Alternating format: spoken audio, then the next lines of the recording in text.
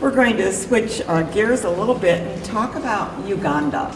Uganda is an African nation, and we're going to find out about who the street children are. They aren't what you think they are. So let's talk to Diane Reiner. She's the founder of it. And we have the president of the board, Connie. It's always good to see you on the show, too. So tell us a little bit about your project. Well, Jajja's Kids, excuse me, has been a life-changing experience for the children that we're dealing with, and also for everybody that's been involved. Jajja's Kids began when I went to Uganda in 2006. You're going to be going again? We're going again. We just got tickets last night. Connie and I are going. We haven't been there in almost 5 years, which is kind of heartbreaking. Thank you, COVID, for that happening. Yeah, we're excited to go again. We're very excited. So what we have is a program. We have 20 children that when they first got involved, the program really started 10 years ago with a home. And when we opened the home and brought kids in, these were children that had been living on the street. They may have had a family or not. And if they had a family, the family couldn't feed them steadily. They weren't going to school because there wasn't enough money. There's no free education in Uganda, basically. There's no free education? There's no free education. There's government schools and even... And they have to pay tuition, like? Government schools, you have to pay for all the supplies, you have to pay for your uniforms, you have to have some money. Okay. School fees, tests and stuff like that. There's all these different hidden costs. For our kids, they don't go to government schools, which are terrible. They go to good private schools, which are really the only thing to do there. And they're getting a good education. So we started 10 years ago opening the doors to a home. And the children that came in the door, we had started with 10 kids between the ages of 4 and 9. And so they were, little bitty kids. And they've grown, the program has grown. We have 14 and 19 now. Right. And we have older children too. So we have 20 children in the program now. One is actually out on his own. We've got 2 that just started university. We've got 3 that are in trade schools, 2-year trade programs. They never would have gone to university otherwise. They might still be living on the street, picking scraps up to sell to feed their families. We have a boy who was 7 at the time we brought him in, Aziz, and he was earning money for his family at the age of 7. So they came from incredible poverty, lack of just about anything else, self-sustaining. And now they've got a future life. And probably no dreams. Yeah. Right. It was day to day. How can I survive? Survival. And now, given that they've been in the home for as long as they have dreams. And hopefully we're able to assist them in meeting those dreams. We try to be very careful in terms of the choices that the kids do make, that it's something they can be successful at, rather than a child who maybe is not doing very well at school wants to be a doctor. That's not necessarily going to happen. So it's Ronnie works very hard with the kids. And who is Ronnie? Ronnie is the director of He's been on Uganda. the show too when he was here. Yeah, he's been here a couple of times. He started out on the street from age 6 to 16, so he spent 10 years on the street. And his whole life is dedicated to giving back and to working with these children. He sees the importance of what's going on. Absolutely. And he works very hard with the kids to try and help find out who they are for themselves, as well as what they can do. Well, they have to transition from being street kids to realizing that now they don't have to worry about their clothing or eating or anything. Right. Then they can start with what Maslow talks about is self-actualization. They can finally get to that point. He helps them to understand that they have value, because as street children, they're treated so poorly. They're the scum of the earth. They're trash. They're treated like trash.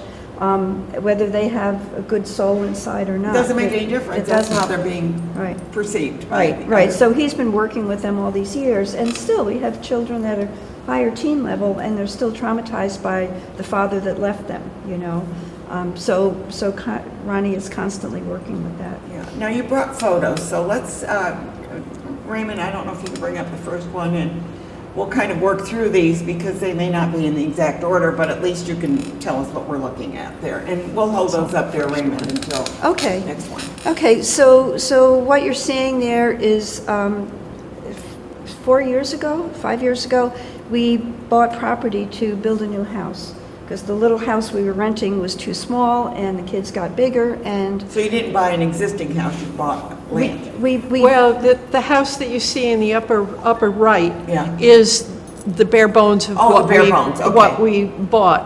Half of the house was finished fairly well. The other half was made very poorly and basically needed to be taken apart Oh, wow. and rebuilt, which we didn't realize at the time when we bought the property.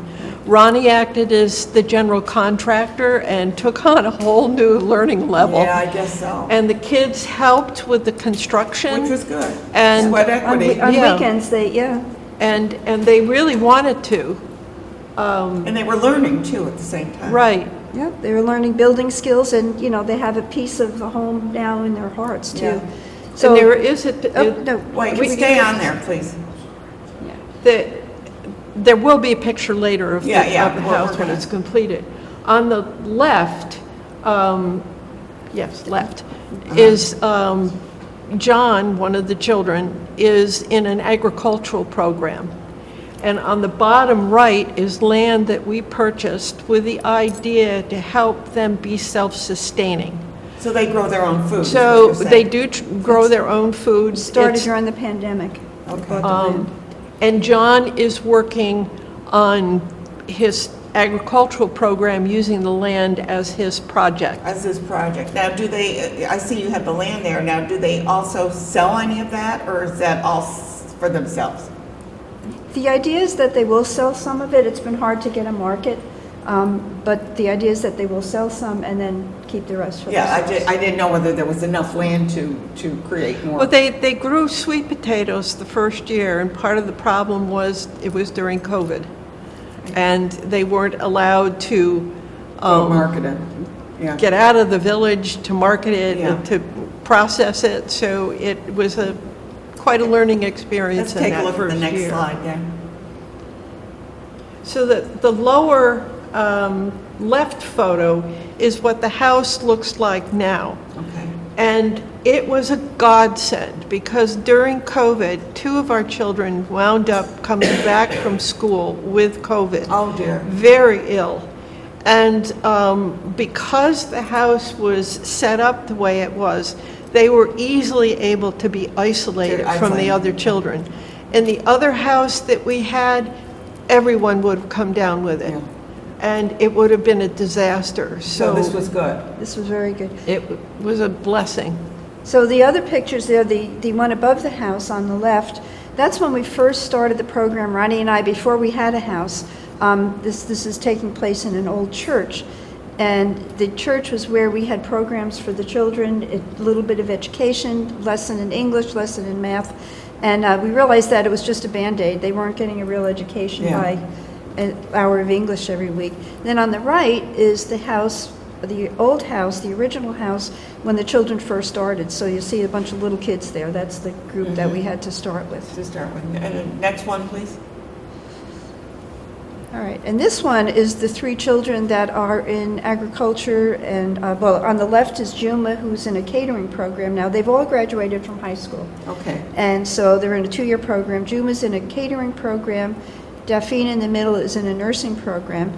And on the right are 2 kids that are at university, Sonia and Mark. Sonia is studying pre-law, and Mark is studying to be a civil engineer.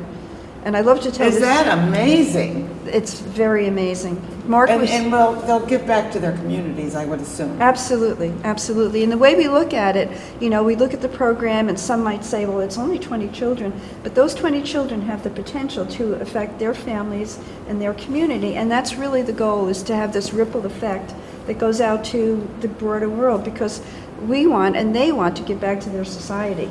Well, and then once they earn enough money, they may set up another house. I mean, it's so. Or it they may will take work. over Jajja's kids. Yeah. Yeah, they made it. Sonia, in blue on the right, she came into the program at a point when she was somewhat estranged from her family.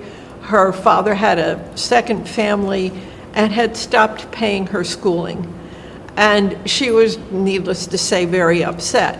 And she hung out with Daphne at the house. She was not a member of the house. And when we were there, I took on supporting her to bring her into the program, Oh, okay. to give Daphne another girl in the program as well. And one of the most beautiful things to me was she graduated from high school this last year, and her father called up Ronnie, because he was here in the U.S. at the time, and was so grateful that she was Even the though he had first, abandoned her. Yeah, Right. she was the first in their family that had completed school and was going on. And to me, that is a real miracle that this father had accepted her enough to come back to the family. Right. And him too. So that's how the ripple effect The ripple can effect, be. right. I guess one of my questions is, and thank you, Raymond, one of the questions that I have is, how did this come apart, Diane? I mean, how did this happen? I mean, it's not like, oh, let me see the Africa, oh, God, throw a dart, oh, Uganda. I mean, tell me. Not at all. Sometimes I wish it had been a different country than Uganda, because the government, the country is Yeah. challenging. Oh, it's terrible, You know, it's yeah. like, why did we do that? So what happened was, initially, I went to Uganda to do a photography workshop. And I wanted to, I needed an assignment. So I wanted to go into the slums and photograph the children. I had that sense. Yeah. And I was introduced to Ronnie, who, as Connie had said, lived on the streets for 10 years. And at the age of 20, when I met him, he was considered he was considered the chairman of the street kids. I mean, he had this leadership role. There's 10,000 kids Well, on the streets. they needed somebody to And turn they- to. yeah, And so he was a good guy rather than He a was a bad good guy. He was a good guy. Yeah. So he was assigned to me, and for a couple of days we hung out. He took me into the slums, because as a white woman with expensive equipment, I couldn't go there by myself. And he was wonderful. So I watched him going into the areas where I photographed kids, and he was being very careful. You know, somebody had a wound on his hand that wouldn't heal. So we went and got medicine for him, and I could just So see. he was like, He was dedicated. Benevolent leader. He didn't have 2 shillings to himself, but he was really into helping what he could. So I decided to help him help the children. And that started it. And we did, like the church program that we showed before. We did things like that for a couple of years. And then we decided that was Band-Aiding the problem. And then we started the house. So. yeah, it's really great what you've done. It's amazing, because I often wonder, well, how did you pick Uganda, or one of the other countries?